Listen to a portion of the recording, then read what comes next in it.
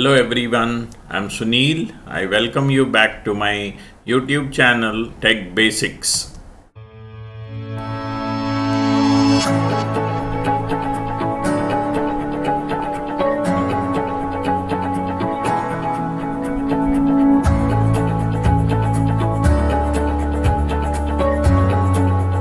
So in the previous video, we just started what exactly are the advantages that we have with the help of object-oriented programming system, nothing but with OOPS. So wherein we discuss in this particular concept, we will be dealing mostly about objects and classes. And then we try to understand there what exactly we mean by an object, what exactly is a class. And there we discuss object is something which occupies space on this particular earth, like monitor, table, chair, CPU, etc. can be called as objects because each of these occupies some space and so on. So if you go with this particular example, you have a table over here which occupies some space. You got a keyboard which occupies some space, you got a bike which occupies some space, and a pen which occupies some space, fan which occupies some space, and so on. So we can define an object wherein we can say every object has got some properties, and then every object has some functionality associated with that. So when you talk about a table, basically table has properties like the size of the table, shape of the table, color of the table, and so on. And it has the properties or it has the functions wherein it supports the human being for writing purpose and so on. In the similar way, if you take the example of an object called a bike, it has the properties like shape of the bike, color of the bike, wheels of the bike, the capacity of the bike, and so on can be treated as the properties of the bike. And then the functionality is it can be used as a traveling machine or a traveling system to go from one place to another place and so on. So this way we can define an object by saying object is wherein you find some properties and has some functionality associated with that. So when you put these properties and the functionality with a name for that, you can define that as an object. Now coming to a class. So when you talk about a class, basically we say class is collection of objects. So if you are going to gather number of objects and then if you are going to put them together, we cannot call it as a class. For example, say if you have a chair, you have a table, you got a keyboard, mouse, and so on, and then if you try to put them together and make it as a group, you cannot call it as a class, because when you say class, you definitely need to have collection of objects, but you need to have something common among these particular objects. And it can be some properties can be common, some functionalities can be common over there, and so on. So if you have table, chair, if you have a keyboard, mouse, and monitor, you can say table and chair under one group, keyboard, monitor, and all along with the mouse you can put into another group. That is because table and chair are used as supporting devices for the human being, whereas keyboard, mouse, and monitor are the devices which are electronic devices, so you can put them into one group. So when you talk about a class, basically it is collection of objects and then they possess something in common. They should have some properties or the functionalities in common. So a class can be defined as a blueprint from which you can create an individual object. Class does not consume any space. So if you go by this, here we can say car can be called as a class, but whereas BMW, if you say BMW car, it becomes an object. Audi car, it becomes an object. Ferrari car, it becomes an object. So car can be considered as a class because it has got some properties and functionality. Okay, whereas when you talk about when you talk about Ford car, we can call it as an object. When you talk about Toyota car, we can call it as an object. So in general, we can say when you are talking in general about something, you call it as a class. But when you talk precisely, then you call it as an object. For example, when I say car, There can be a BMW car in it, there can be an Audi car, there can be Ferrari car.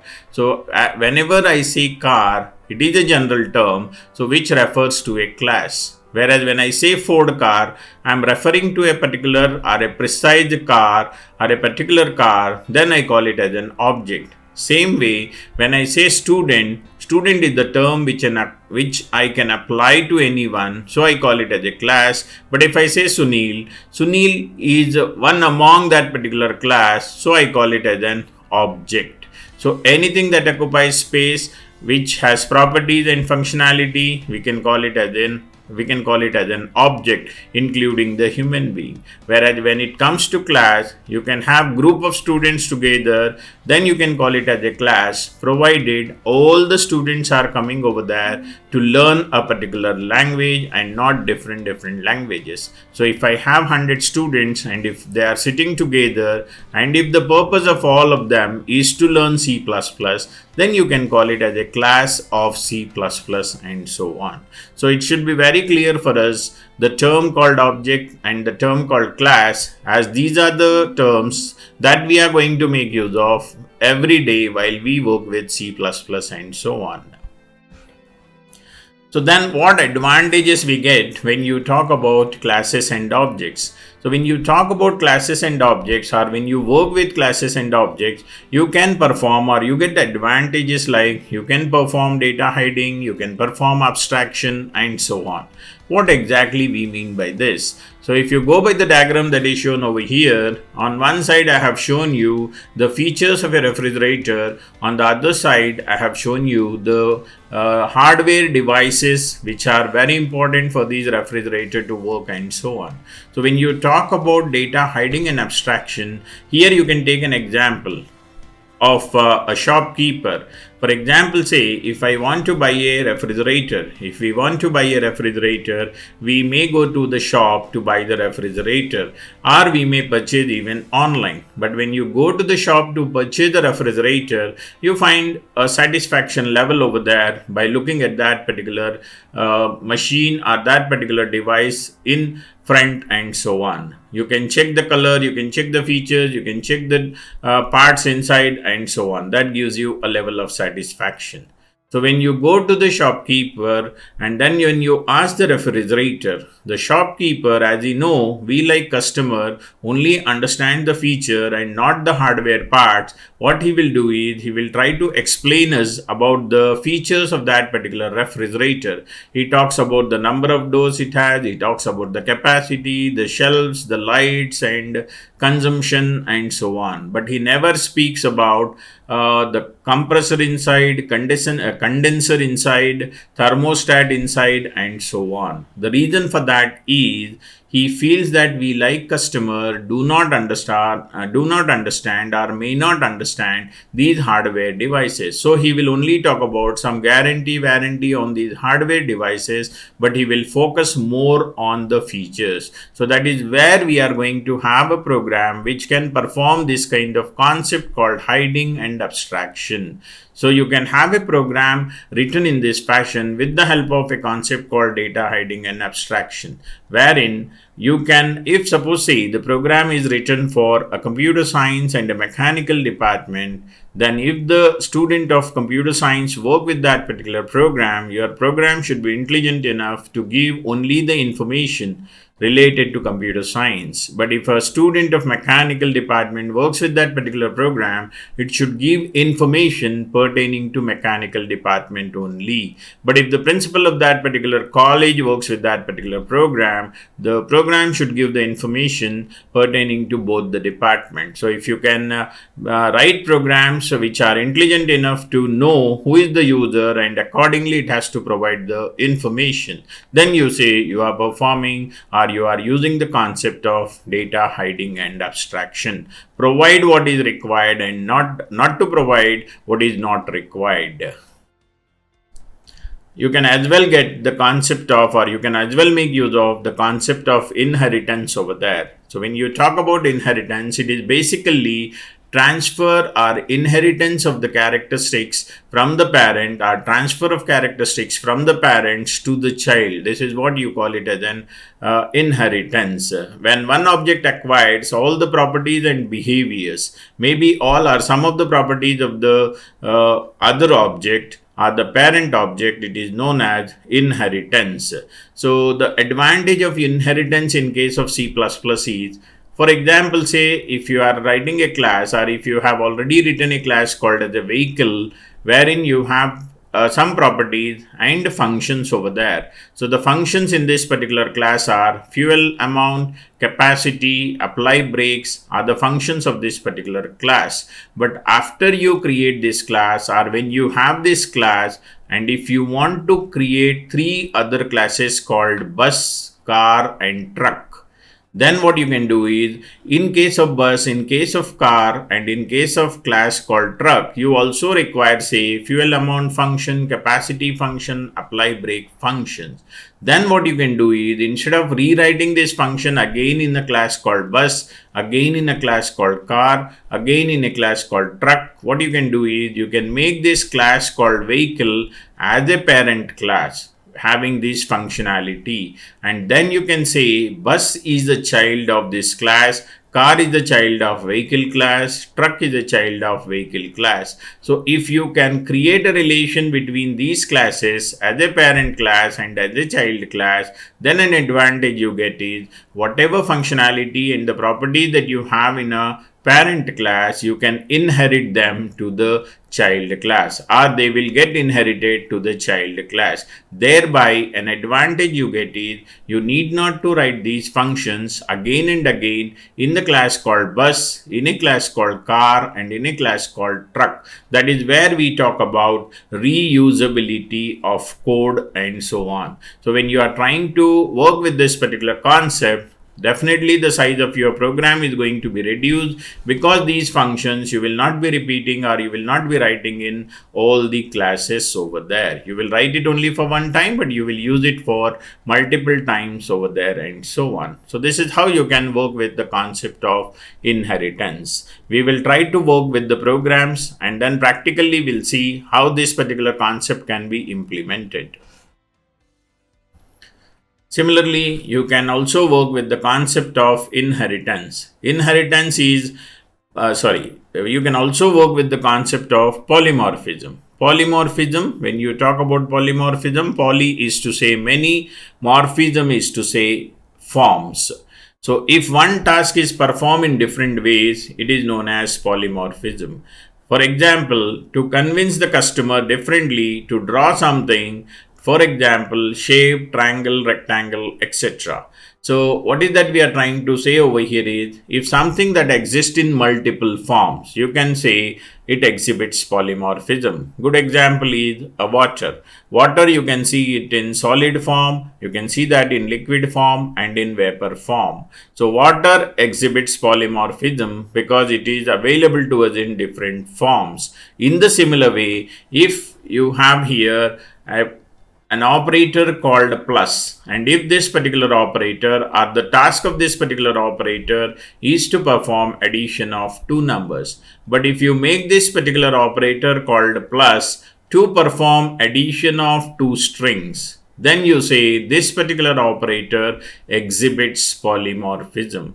It is something like, in a bank you will find a clerk working as a cashier. So the same person is working as a clerk, and the same person, if he is asked to work as a cashier, then you say he exhibits polymorphism and so on. So if you can achieve this in case of C++, wherein a plus operator, if you are able to use it for addition, that is anyhow possible. But if you can make it to work as addition of two strings, then you can say plus exhibits polymorphism. How this can be implemented? Practically, we are going to see this.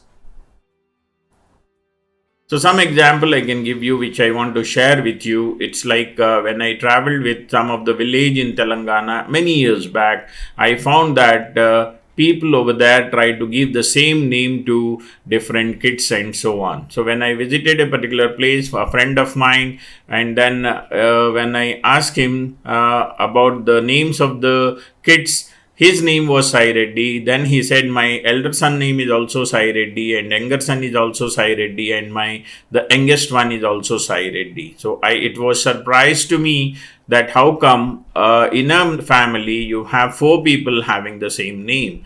Then I asked the question to my friend saying, then if I call Sai Reddy at your home or at your house, who is going to come? Then he said very clearly, you have to attach some suffix and prefix for that, wherein in Telugu they call it as elder one as Pedda Sai Reddy, the smaller one as Chinna Sai Reddy, and the middle one as Nadipi Sai Reddy, and so on. So by using some suffix and prefix, if you are able to call different people, then you say you are working on a concept of polymorphism.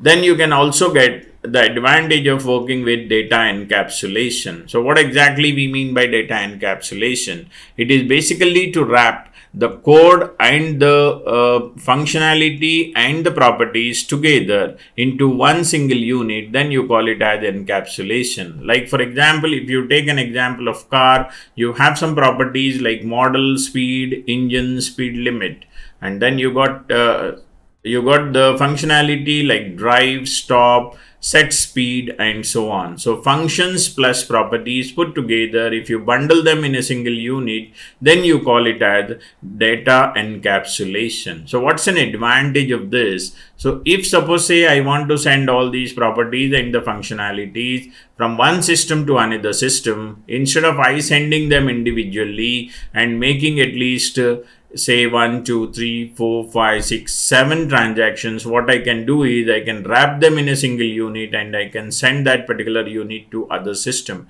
Then my work is going to happen in a single transaction. It is same as if I am having if I am having 100 books in one place, and if I want to shift them to other room, from one room to another room, instead of I taking individual books, I can wrap these books in a box, and then I can carry the box over there, whereby my transactions will reduce and my speed of operation will increase, and so on. So it is something like a capsule that is shown over here. A capsule because in a capsule you will find multiple medicines binding together into one plastic cover. Otherwise you may require to take multiple tablets over there, and so on. So wrapping of code and data together into a single unit, you can call it as encapsulation.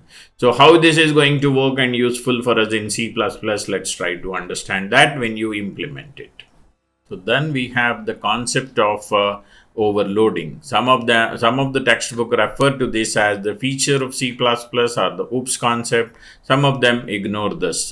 Anyway, so what exactly we mean by overloading, let's try to understand over here. As you see the image over there, a bus over here is overloaded. So advantage over here for the passengers because they are able to reach, but the disadvantage for the bus owner because of the breakdown that may happen anytime, and so on. So if one particular function performs multiple tasks, then you say that particular function is overloaded. So if I have a function called add, and if this particular function is able to provide, or if it is able to do the addition of two numbers, the same function is able to perform the addition of three numbers, same function is able to perform addition of four numbers, then I say function add is overloaded.